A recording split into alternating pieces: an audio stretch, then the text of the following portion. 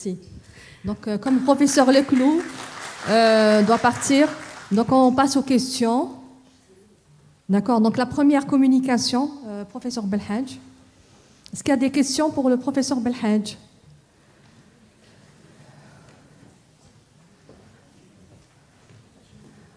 J'ai une question, monsieur, une ou deux questions. Oui.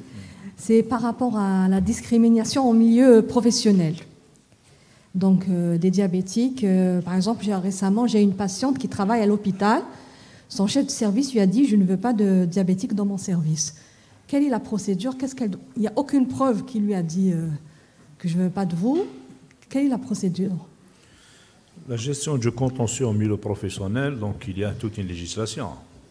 Il y a des dispositions. Il y a d'abord le statutairement, donc il travaille dans un hôpital public. Oui, public. L'hôpital public, il est géré par une administration avec une DRH. Et aussi, il y a l'inspection du travail. Il y a même la médecine du travail. Un monsieur, quel que soit son rang, son degré de responsabilité, n'a pas le droit, justement, elle doit saisir d'abord les instances administratives et elle peut même y aller vers les tribunaux et obtenir gain de cause. Il peut nier, parce qu'il n'y a aucune preuve, donc c'est uniquement oralement. Lorsqu'il n'y a pas de preuve, justement, c'est des déclarations, donc elle peut ramener un huissier de justice pour faire le constat. Elle peut saisir d'abord l'administration. L'administration à travers la DRH ou bien la DRPM, ils font le constat. Ils vont saisir la tutelle et elle-même, elle peut ramener un huissier de justice pour pouvoir saisir, de faire le constat d'obstruction et aussi pouvoir déposer plainte. D'accord. Et dans le secteur privé, parce qu'il y a beaucoup de malades qui nous disent qu'ils ne déclarent pas leur maladie. Donc ils ont peur de déclarer parce qu'ils risquent d'être licenciés. Donc est-ce que le privé a comme ça un droit de... Surtout que parfois ils ne sont pas assurés, donc il n'y a pas d'assurance, donc il n'y a aucune preuve qu'ils travaillent chez le... Pour le privé, donc oui. Il y a toute une législation. Il faut d'abord la visite d'embauche. Tout privé, il est tenu de contracter justement une convention avec la médecine du travail, soit du secteur public que je vous annonce, qui est maintenant des institutions privées de la médecine de travail.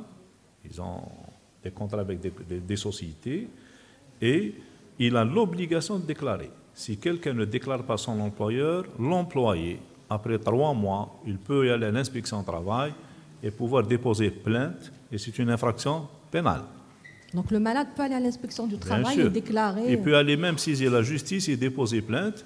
L'intéressé va être contraint, il peut être même condamné à une amende, même avec une poursuite judiciaire. Tout employeur du secteur public ou privé est tenu de déclarer aux caisses d'assurance, justement, tout employé. Même problème aussi des... nous sommes confrontés parfois au problème des accidents mortels chez les diabétiques, notamment dans le bâtiment. Dans le bâtiment, les gens ne veulent pas, les maçons ne veulent pas avoir un contrat de travail, ils travaillent tout seuls. Hélas, c'est comme les épileptiques. Les diabétiques, lorsqu'ils font un accident de travail mortel, eh bien, on s'aperçoit, c'est qu'ils déclarent l'assurance des eaux parfois la veille de son décès. Donc, en plus, c'est un fou. Question, oui. Bonjour. Bon, merci pour la brillante communication et les informations que vous nous avez données. Alors, autrement dit, vous avez dit qu'Internet pouvait régler le problème et qu'on pouvait être au courant de toutes les lois qui sont posées. D'abord, tout le monde n'a pas accès à Internet en tant que médecin ou là en tant même que... En 2022. Oui, d'accord. Soi-disant qu'on a l'Internet. Est-ce que vous pensez que l'Internet peut nous informer d'une façon claire et précise? Est-ce que vous pensez ce que nous pensons, nous, en tant que médecins généralistes privés installés depuis 30 ans? Il y a un fossé énorme entre la tutelle et le médecin généraliste. Aucune information ne nous arrive. Même des informations sur la vaccination, sur tout autre, on la retrouve au niveau des polycliniques, au niveau des médecins du secteur public, mais jamais chez le médecin privé. Ce qui veut dire qu'il y a un problème de communication. Le ministère devrait au moins nous réunir chaque wilaya, et c'est faisable. Les DDS peuvent faire ça. Ils sont pratiquement hors sujet et personne ne parle de rien.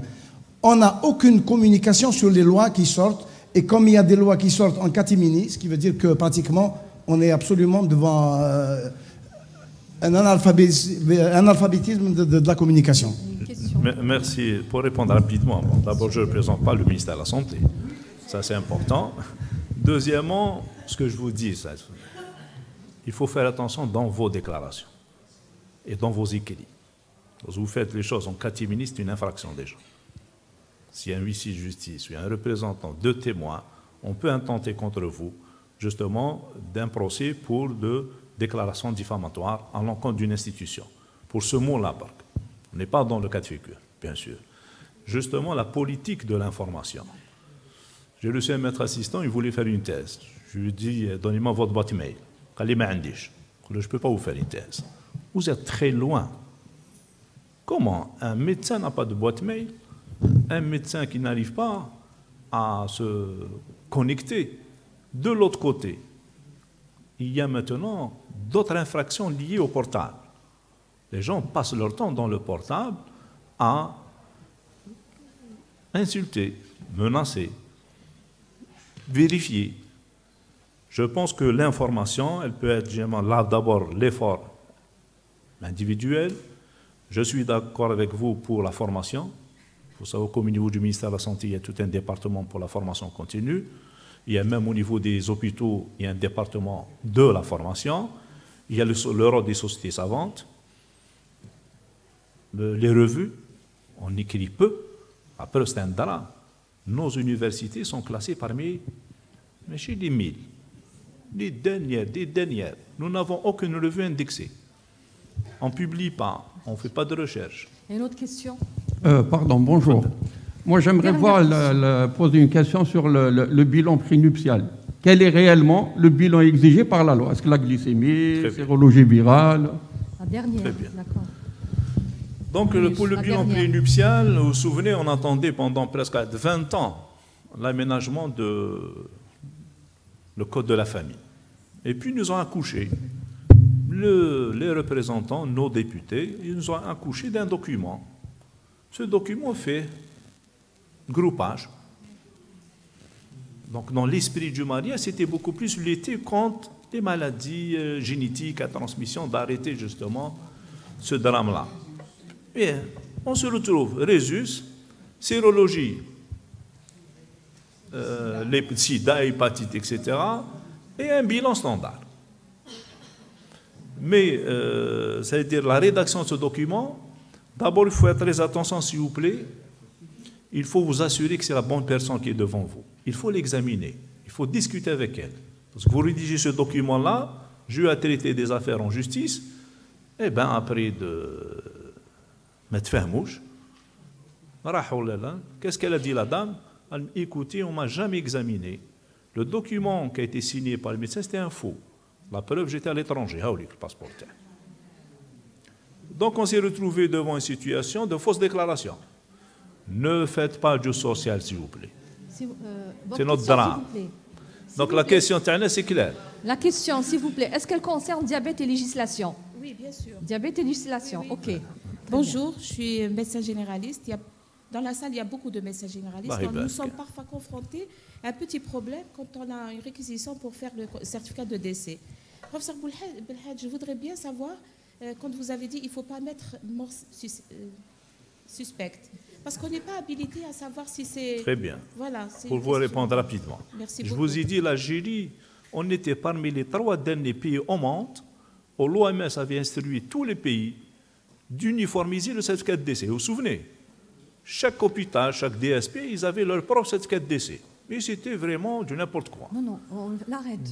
Pas de question. Dieu merci, après 2 années de travail, je faisais partie de cette commission au niveau du SGG, au secrétariat général du gouvernement.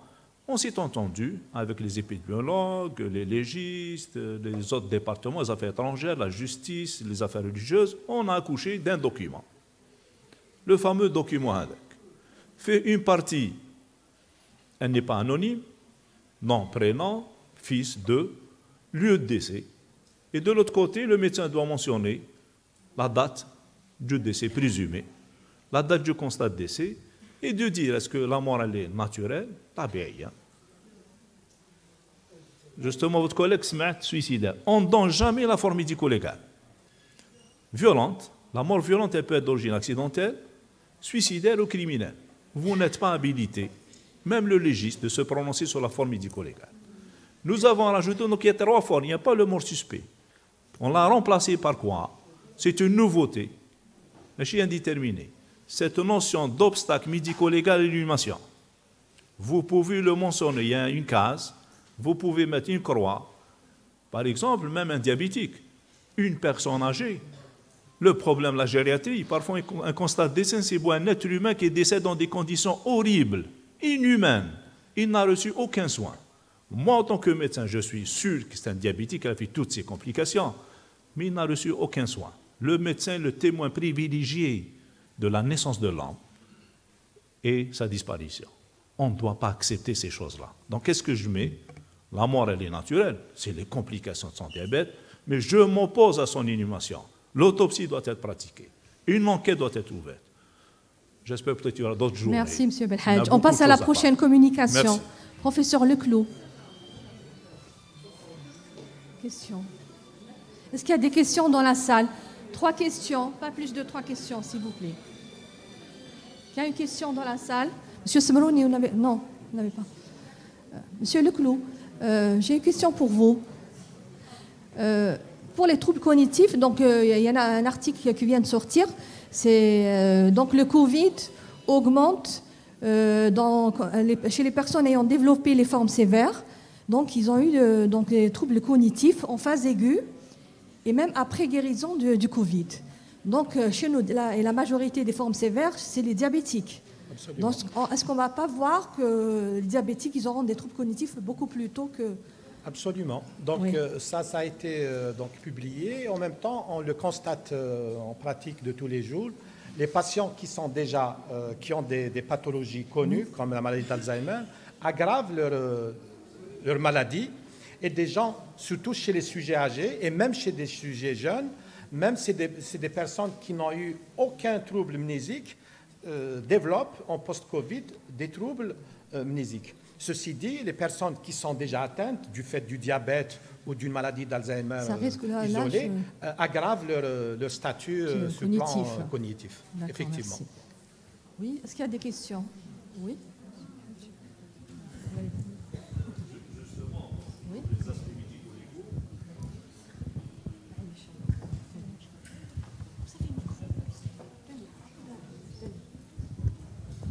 Dans les aspects médico-légaux, vous l'avez si bien signalé qu'à partir de certain âge, le sujet est le plus exposé, vu son capital vasculaire. En plus, il est diabétique, sous insuline, donc il a tous les facteurs, justement, de développer ce syndrome-là. Nous sommes confrontés chez nous à la problématique de l'expertise médicale dans les cas de donation. Souvent, le juge donne au psychiatre, mais généralement, les contre-expertises sont vides. Il n'y a qu'un document, ordonnance, qui déclare qu'il est en bonne santé mentale, 80 ans. Mais lorsqu'on veut y aller, j'espère qu'à travers, avec les sociétés de psychiatrie, de diabétologie, de développer une démarche médico-légale, de demander le scanner cérébral, de demander un bilan biologique tel que l'hémoglobine glyquée, pour justement être juste, pour essayer d'avoir un raisonnement. La nature a horreur du vide, on ne peut pas se prononcer, nous, en tant qu'experts, si le dossier se résume à une ordonnance, à des déclarations. Donc, je vous encourage à y aller vers l'expertise telle que les scores que vous avez proposés dans la démarche expertise. Juste une nuance, nous, on est neurologue, on n'est pas psychiatre. Hein. Non, justement. Voilà, parce que vous avez parlé des psychiatres. Il faut que nous absolument participent dans l'expertise. Vous voulez, monsieur Boutima? Il y a une après. Allez-y, après, monsieur Boutima. Allez-y, rapidement, s'il vous plaît. Bonjour tout le monde.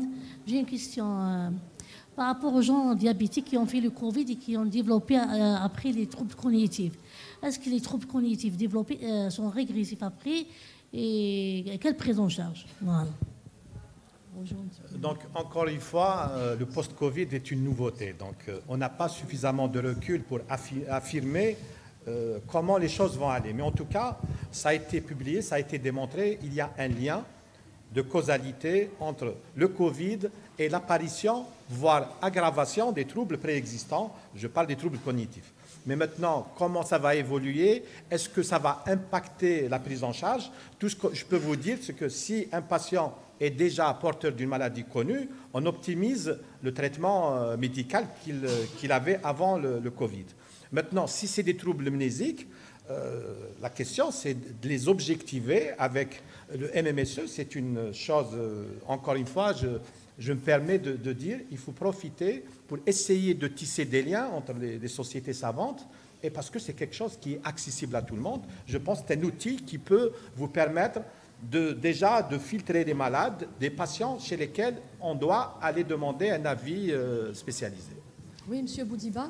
Oui, moi je voulais rebondir sur les liens entre les troubles cognitifs et l'hypoglycémie. Déjà dans la littérature et dans notre expérience, c'est très discordant. Bon, chez le sujet âgé, beaucoup de choses se confondent. Le professeur l'a bien précisé. Il y a d'abord l'aspect vasculaire lié à la sénescence, à la vieillesse. Il y a le diabète, bien sûr, qui met son empreinte avec la micro- et la macroangiopathie. Et les hypoglycémies, c'est vrai, c'est un phénomène aggravatif, les hypoglycémies surtout sévères. Mais dans tout cela, sur le plan aussi, pour faire la passerelle avec le plan, c'est très difficile. C'est-à-dire, bon, c'est vrai, le psychiatre, c'est souvent qui est sollicité, que ce soit pour les dents, pour autre chose. Maintenant, pour faire la véritable expertise du lien, c'est-à-dire avec les troubles cognitifs et les liens organiques, il n'y a que l'exploration radiologique. Et encore même là, il faut des explorations sophistiquées avec des marqueurs qui montrent des points. C'est-à-dire, c'est très compliqué. Donc, c'est pour cette raison que je trouve que c'est pas évident. Moi aussi, je vais revenir sur le deuxième point, vous avez souligné le traitement. Moi, je pense que dès que le malade âgé perd son autonomie, je crois que soit l'insuline ou les comprimés, c'est très complexe. C'est-à-dire de laisser le malade manipuler son traitement, parce que c'est un traitement au quotidien qu'il va falloir, c'est-à-dire varier parfois dans les doses horaires dans la journée. C'est-à-dire là, il perd son autonomie. Il faut donc une tierce personne qui doit s'occuper de lui. Voilà donc. Merci. On passe à la prochaine communication. Il n'y a pas de questions. D'accord. Sinon, tu présentes. Est-ce qu'il y a des questions pour Jafar? Non. Donc, on passe à la prochaine communication. Merci, Dr Hadachi. Moi, je voulais poser une question pratique par rapport au score. Oui. Combien le temps s'écoule pour effectuer ce score-là? Et M. Belhad me disait qu'il y avait un logiciel pour apprécier. Est-ce qu'il est accessible? Comment vous faites en consultation? Et est-ce que tous les services de neuro sont dotés de cette consultation de la mémoire, peut-être? Oui, consultation spécialisée de la mémoire. Bon, je parle sur Alger. Sur Alger, tous les services de neurologie ont la consultation mémoire. Et donc, systématiques font l'évaluation neuropsychologique. Dure l'évaluation? L'évaluation dure, bon, il y a deux, elle est divisée en deux parties. Donc, si on suspecte, donc si le neurologue suspecte, donc il va lancer une imagerie, un bilan standard et un autre bilan bien spécifique, plus l'évaluation neuropsychologique. Nous, on commence d'abord par le bilan de débrouillage. Si on trouve que le profil neuropsychologique est sans particularité, donc on s'arrête à un bilan de débrouillage qui va prendre 1h30 à 2 heures de passation selon le déclin du malade. Mais si vous allez faire un MMSE, il va vous prendre maximum 10 minutes. Comme ça, vous allez pouvoir cerner l'efficience globale de votre malade et l'orienter vers des consultations spécialisées. Si on trouve que l'évaluation elle est perturbée en faveur d'une démence, donc pour définir effectivement le type de démence, on est obligé de faire d'autres bilans pour compléter. Et là, chaque bilan, il peut prendre 1h30 à 2 heures pour établir un profil cognitif final, donc en faveur d'une démence et surtout d'établir le type de démence à travers les résultats du patient. Question pratique aussi pour on va ouvrir peut-être prochainement le pèlerinage. Donc c'est les tests qu'on fait aux futurs pèlerins. Moi, je trouve que c'est très insuffisant parce que j'ai eu écho de 5 petites questions pour citer le nombre de fruits. Alors, est-ce que c'est suffisant pour dire qu'un patient est apte à faire le pèlerinage ou non? Je pense qu'il faut bien codifier. C'est pas suffisant. Et donc, il faut orienter parce qu'ils se retrouvent là-bas dans des situations lamentables, c'est-à-dire qu'il n'y a pas toujours leurs parents. Quand ils sont accompagnés par un proche, un fils, ça pose pas de problème. Mais sinon, c'est la catastrophe. Donc, moi, je pense que ces 5 questions laconiques sur la citation des fruits, moi, je trouve que c'est pas suffisant.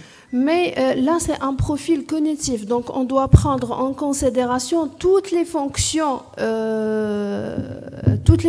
cognitives. Plus, un point qui est très important, il faut cerner la capacité de jugement de chaque malade. Donc, les capacités de jugement, c'est aussi une évaluation spécifique qui va nous permettre, pour la prise de décision, pour la pensée logique, qui va nous permettre de situer le malade. Donc, on ne se contente pas de faire un MMSE et de juger que le malade ne présente rien. Parce que le MMSE, il va nous permettre juste de savoir l'efficience globale du malade et de pouvoir l'orienter vers des consultations spécialisées. Ça y est, on termine cette session, on passe à la prochaine.